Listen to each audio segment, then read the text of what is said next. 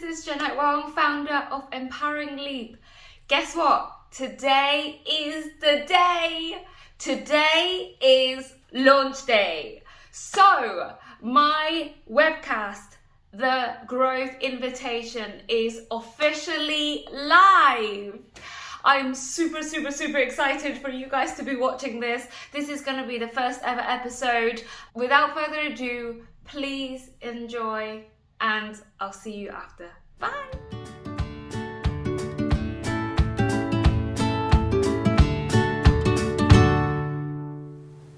Hi friends, welcome to a new episode of The Growth Invitation.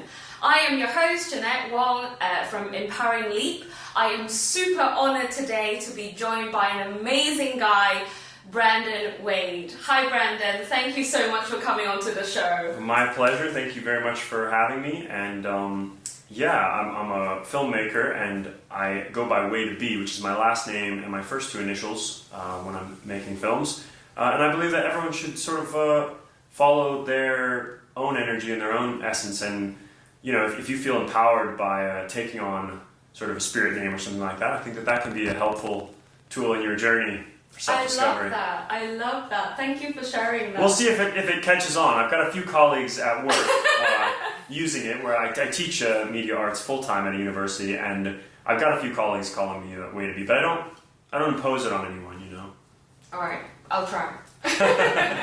Right, okay, so today we are actually going to ask Brandon to share with us his growth journey as an artist, as a film director, as a lecturer. I think it's something that a lot of people have wanted to do, you know. So actually what I've asked Brandon to do is to share with us his story of how and why you wanted to go down this route. Was it the whole Hollywood dream? And then also where you are now and just in general your growth.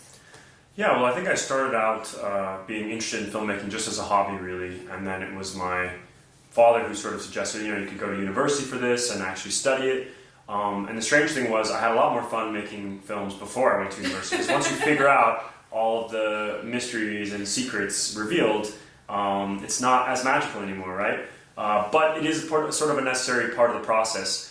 Because I'm just your average Joe. I don't have any industry connections. I don't have any rich uncles or famous aunts or anything like that. So I was fortunate enough to go to film school in California, get my undergraduate in directing, my master's in editing, and that has paved the way for work. But most of that work has been teaching work and work through my editing and, you know, paying the bills and stuff like that.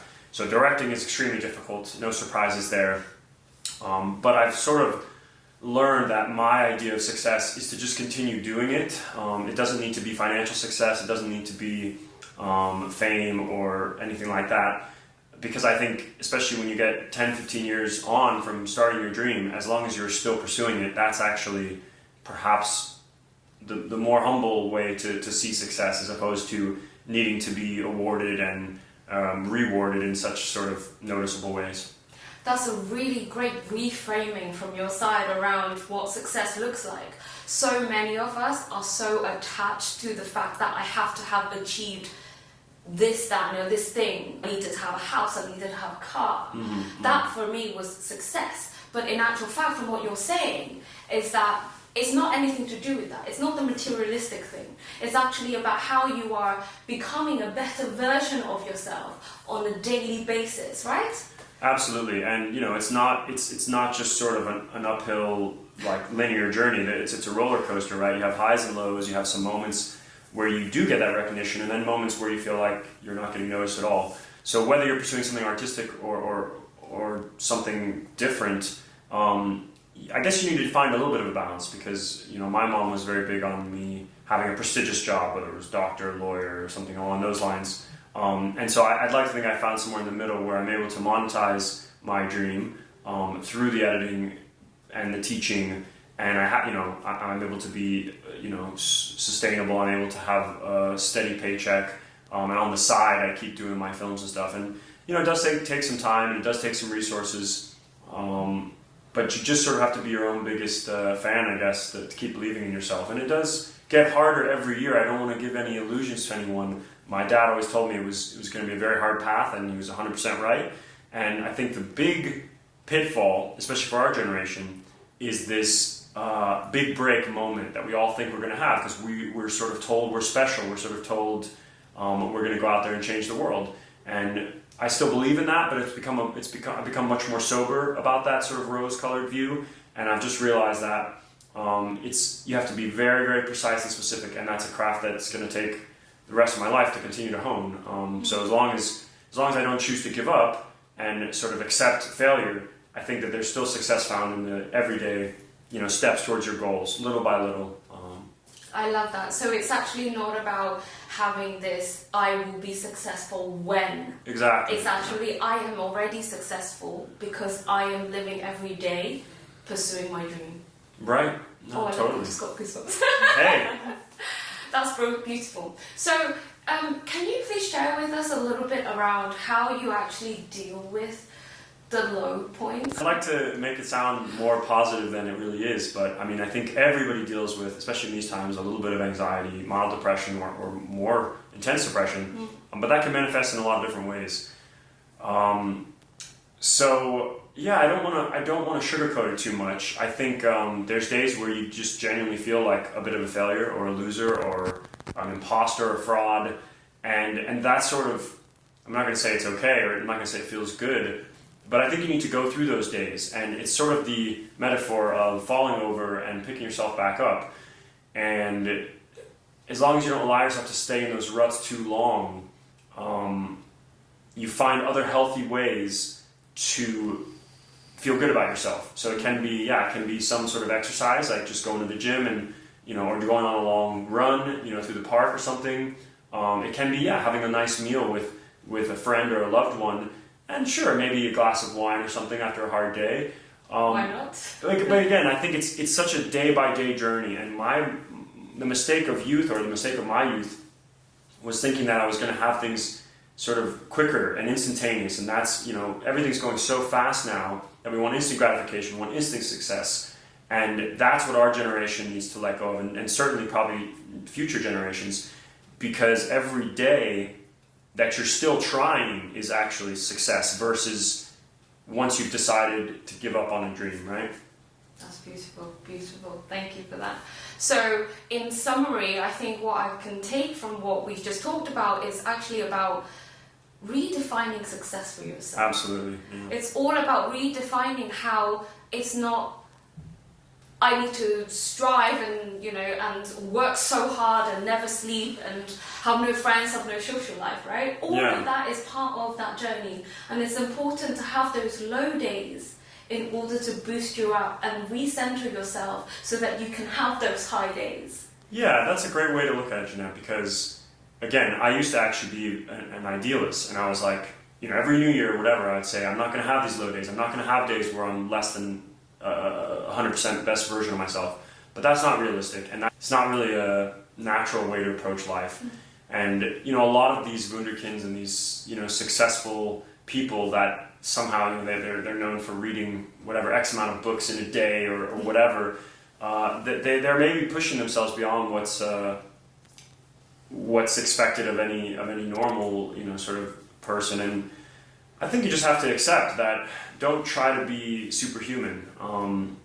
Accept more humble victories. So one thing I've been doing started this year was like a 30-day yoga challenge, which I did last year. And by the end of it last year, I was like happy it was over. I was like, oh, finally relief. Then this year, I sort of had a different approach, and I actually started doing another 30 days. And so now I'm aiming for 60 days, and maybe after that 90 days.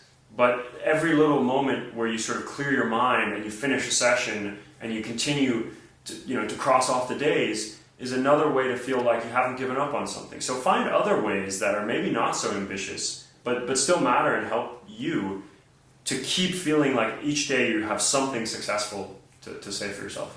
Oh, amazing. I think I do have a practice of every single day feeling, before I go to bed, listing 5 things that I'm grateful for. And also that's nice, yeah, thinking about 5 things that I've achieved today.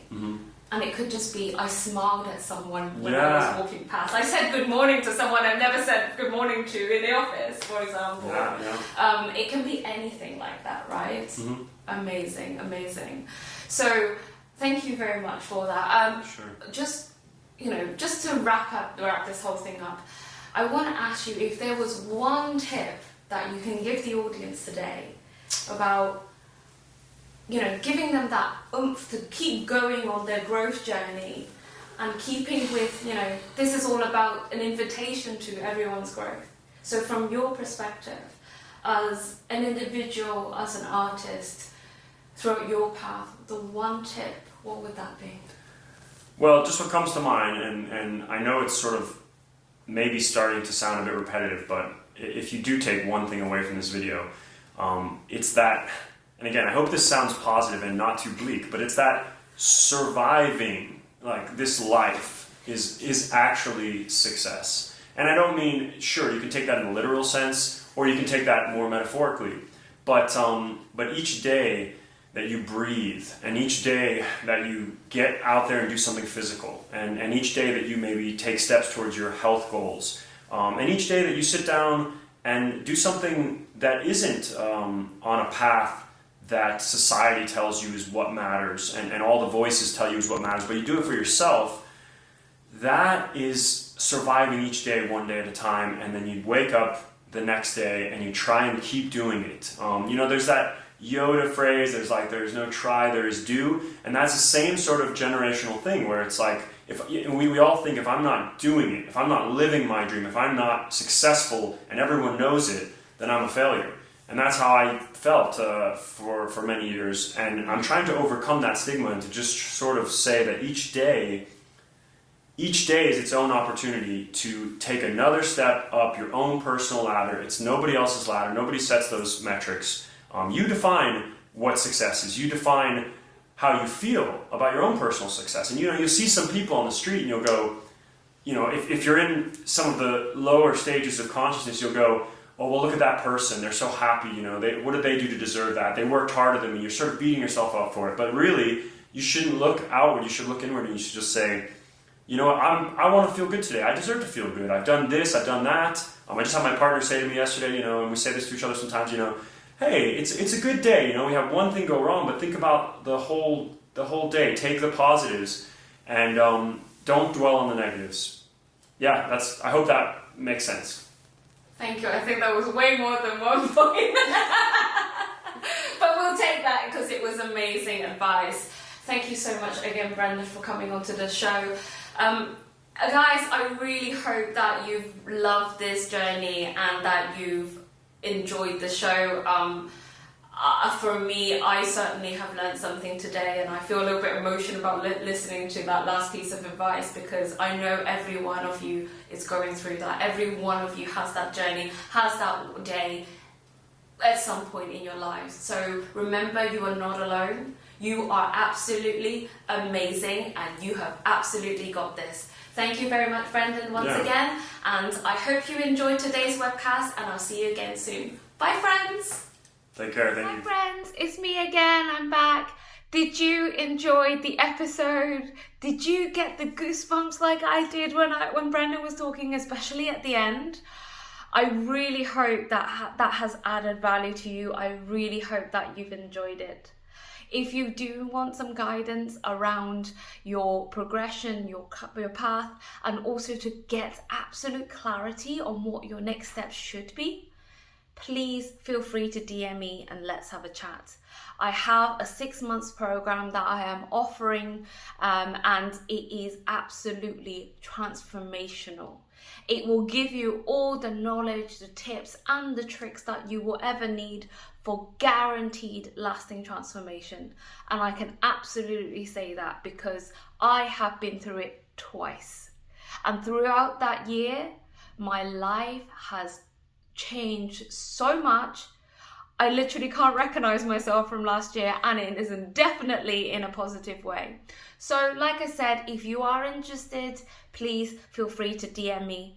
If not, that's also okay. I just really hope that you've enjoyed today's episode. The next episode will be in 2 weeks' time, so look forward to sharing with you again then. Bye for now.